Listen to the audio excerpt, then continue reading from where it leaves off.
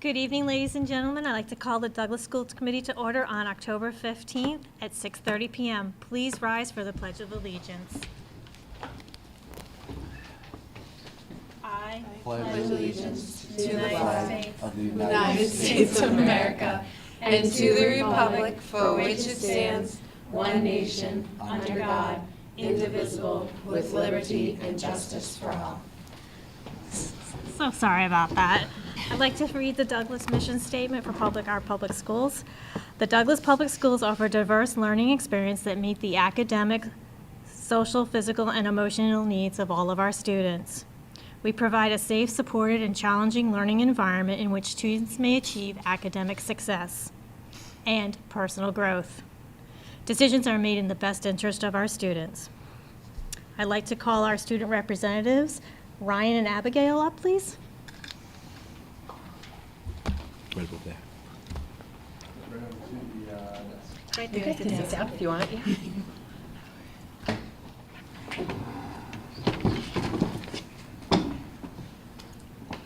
Color-coded it.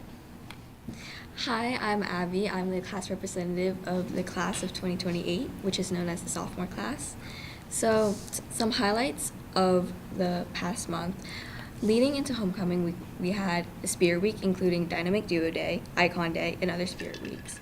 We held our homecoming dance, which concluded with the homecoming dance. The sophomore class also put on a Hollywood-themed dance, capped off with the crowning of the court. We also did a fundraiser selling roses. We had the college and career fair at the end of September, where every student was able to experience. There were over 80 schools and local agencies represented. The Nichols College presented the students to the Leadership Academy. The first session of the academy is actually tomorrow. The band held their first parade at the Big E a couple weeks ago. Class representatives held their first meeting with Mr. Ringett, and we discussed various topics, but mostly the updated graduation requirements. And we will have more meetings with better food. Hi, I'm Ryan, and I'm the freshman class representative of 2029. And some upcoming events that are going on is this Friday we have a pep rally to kick off the seniors' last home games for all fall sports. The PSATs are being held on October 29th for grades 10 and 11. The Student Council is preparing for Haunted Hallways, which takes place on October 30th. And grades close for the first term on November 3rd, and report cards will be issued on November 5th. And finally, the juniors and seniors will be attending a field trip tomorrow to Smithsonian exhibit at the Town Hall tomorrow. Thank you. Thank you. Thank you, guys. Thank you so much for coming in. Of course. Thank you. Anybody here for public comment? Seeing that there is none, moving over to old business We don't have any? and moving to new business and superintendent's report, please. All right, we're going to start off with Mr. Ringett coming back up. He did his first reading of the Douglas High School Competency Determination Policy. Today is our second reading, and then at our first meeting in November, we'll do our final and third reading. He has a couple of minor edits and changes to bring to your attention to during this second reading. So I'll turn it over to Mr. Ringett. So thank you for having me up here so soon. So as we go through the competency determination policy, some of the things that were brought up from other towns, other schools, things like that, is to include a student's passing grade of an 80 or higher as potential show of mastery. That, again, just gathering information from other areas, there seems to be a push by other districts to have a grade kind of included in there to kind of show that mastery. We have settled kind of on the mid-year and final exams being as one pathway. well, this might also provide an additional pathway for some of our students that maybe they don't test well, or something along those lines, to be able to kind of go in that direction. A couple other little details as we talked about, as we talked with staff members and department heads, things like that. We really want to make sure we highlight the word "or" in here for our pathways. Bold.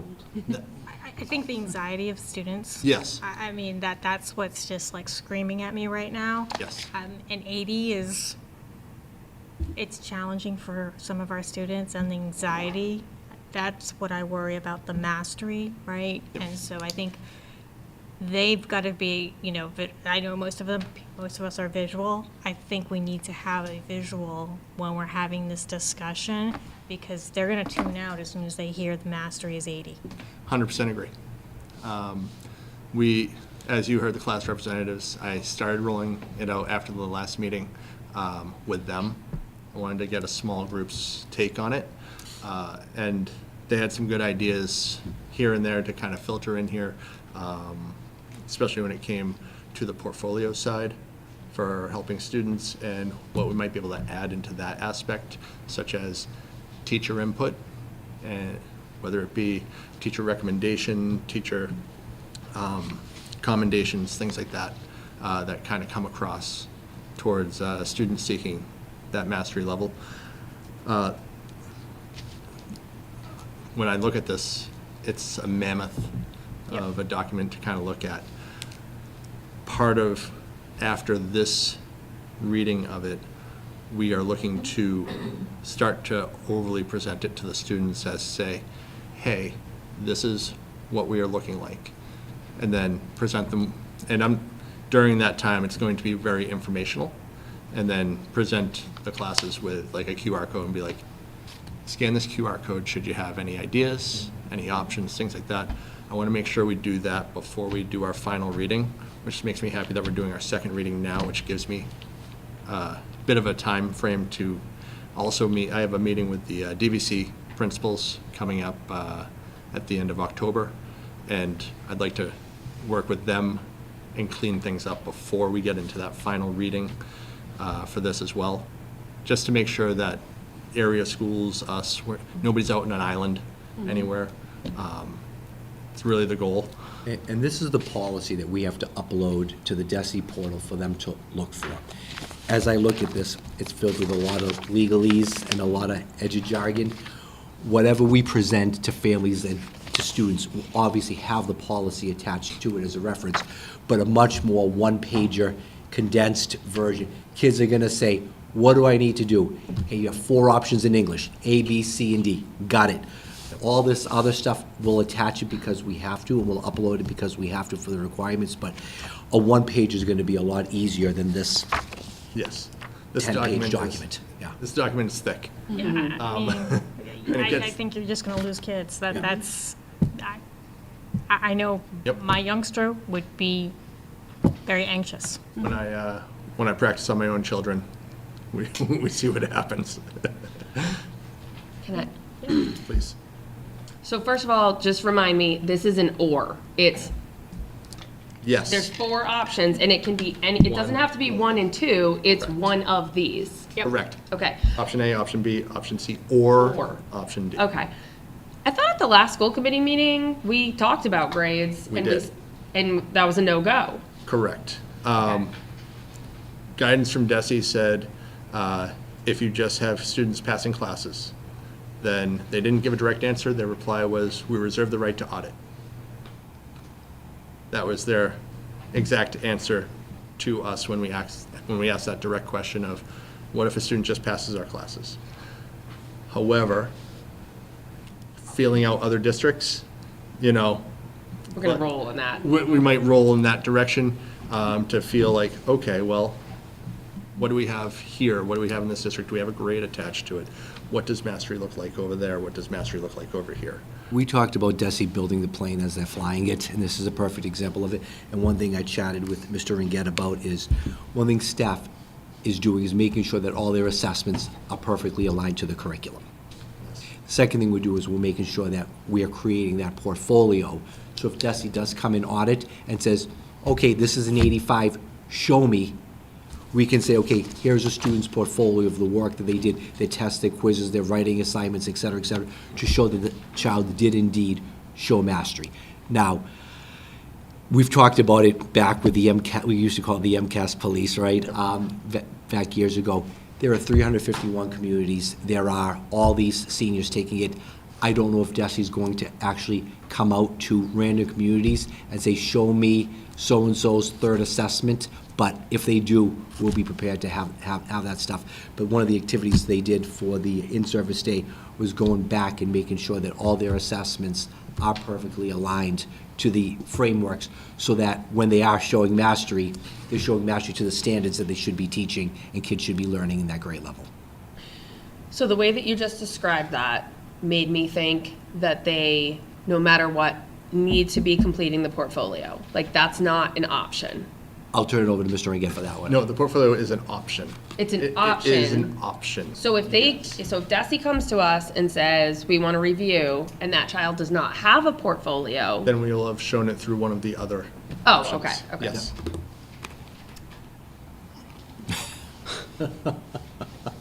Yeah. There's a lot of questions, I'm sure. There's like a lot. I appreciate that there's a lot going into this as a mom. Like, are you doing QR code for the parents to try to understand this in advance? I know that that's a place, right, where they're kind of So, transitioning to them being the adults, but.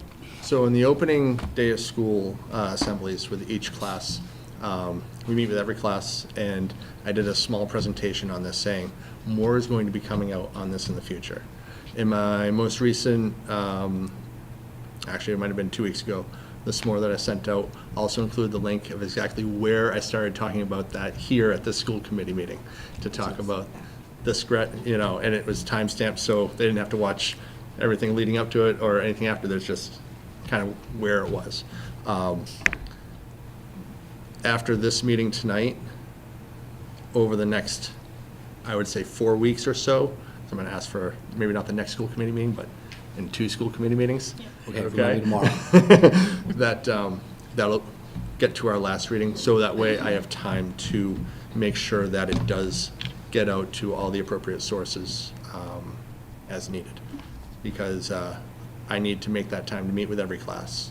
I need to make that time to get that out to the parents. I need to make sure it's in their face. And yeah, and I almost wonder too, so I faithfully read your s'more every week. However, I'll be honest, like I was like, oh yeah, the graduation thing, and I kept Yes. scrolling. Now granted, I'm here, I hear all that, but maybe like targeted like one cause, like Yes. please, like, because I think we are, like you guys are also inundated with information right now. We are too, and I don't want a family or a parent to think, I want them to be informed and have input on this. I don't want to miss anybody. Yeah. On this one, we don't want to miss it. So maybe what we do is we send out single email as Yes. opposed to having it in. Correct. Right. Your newsletter. We just send out a standalone email. Or is this text worthy? Yes. Oh, we love the new text I- feature. I know, I feel like people are Characters looking are at less- the yeah. text. I think it's text worthy. Yes. I think. No, this is definitely text worthy. You don't want to wait till May. Right. Yeah. Right. You don't want And I mean, that to me is for the seniors, like, and if we do it just by each class versus, but again, Right, because we don't. what is mastery? I know we're going to the Massachusetts School Committee Association conference. I'm hoping that they have something there so we can kind of address it too, because mastery to me, C is passing. That's mastery. I think B is a little extreme. That's just Heather's personal thoughts.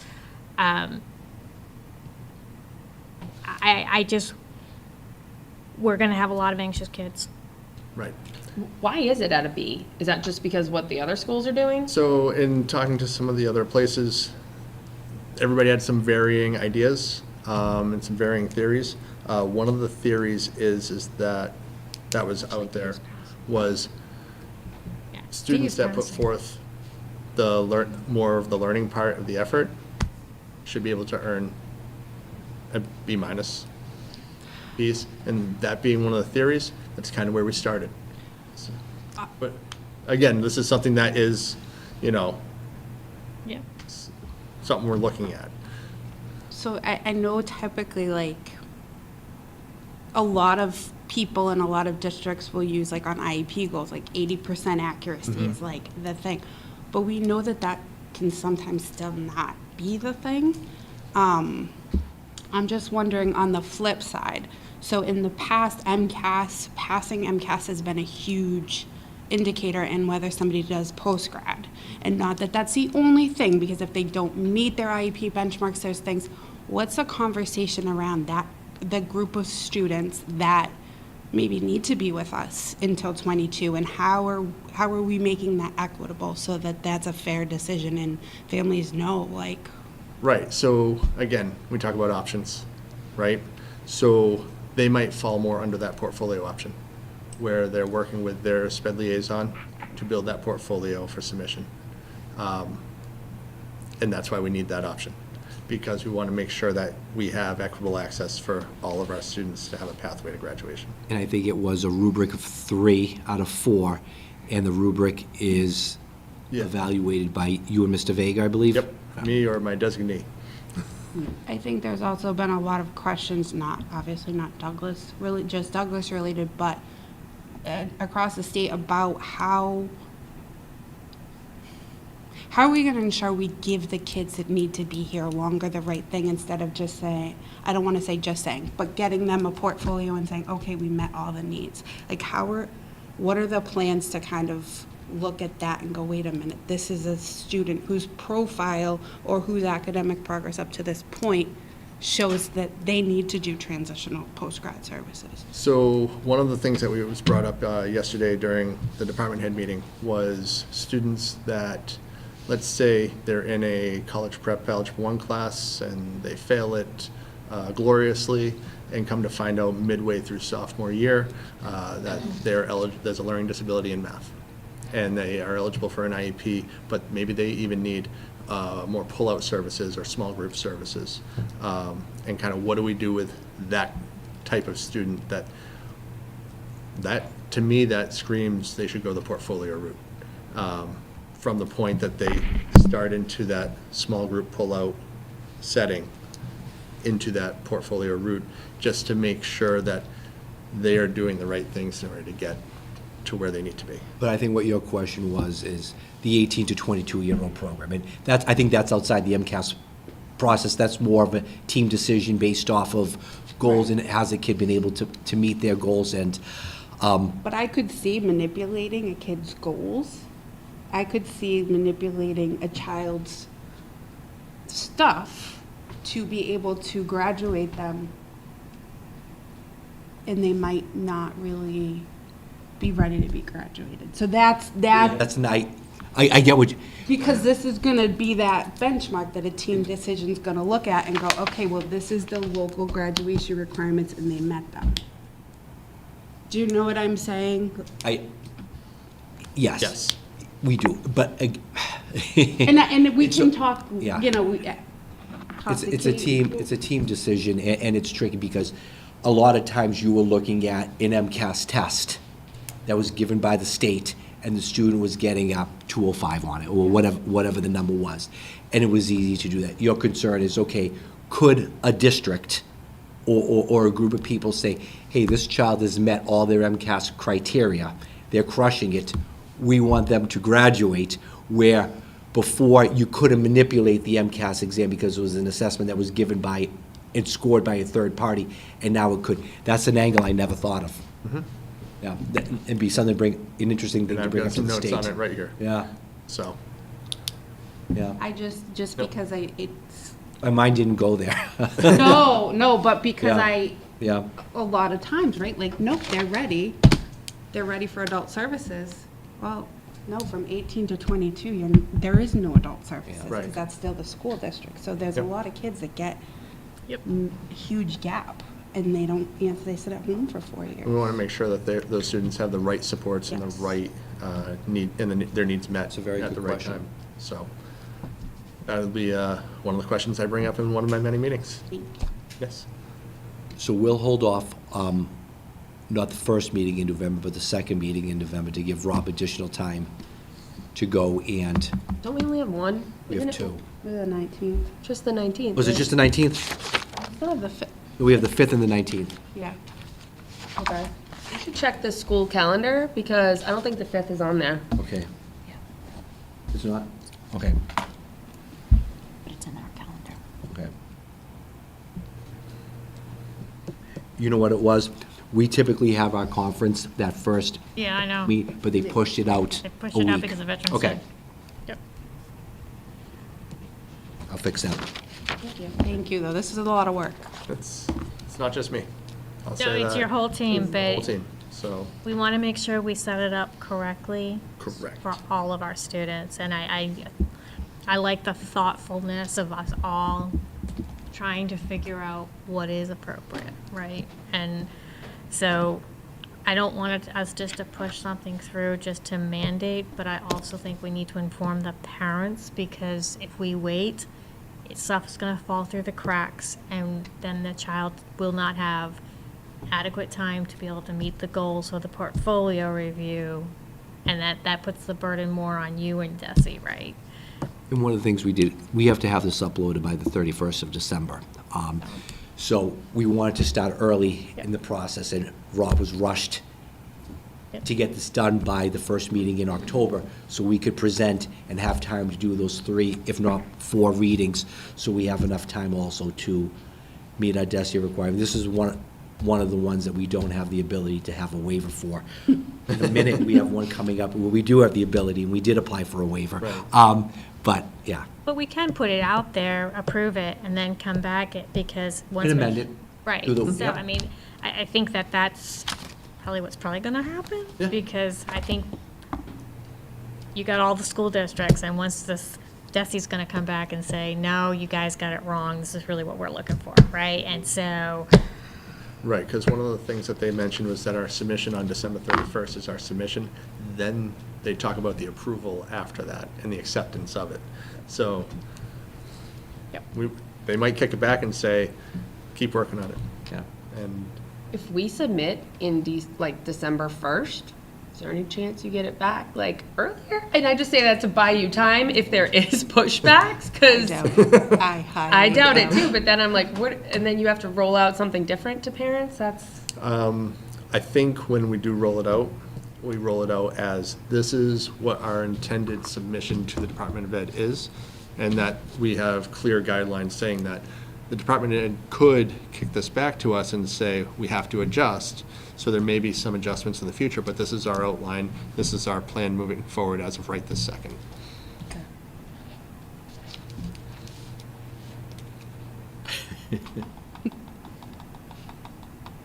You happy you went first? he's free. We have a bunch of these coming up. All right, now we have Mr. O'Brien for a triple Thank you so dip. much. Thank you.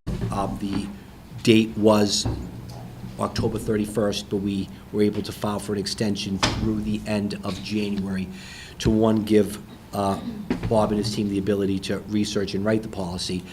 Second is to give us the ability to have those 3 readings. Our backwards to me. And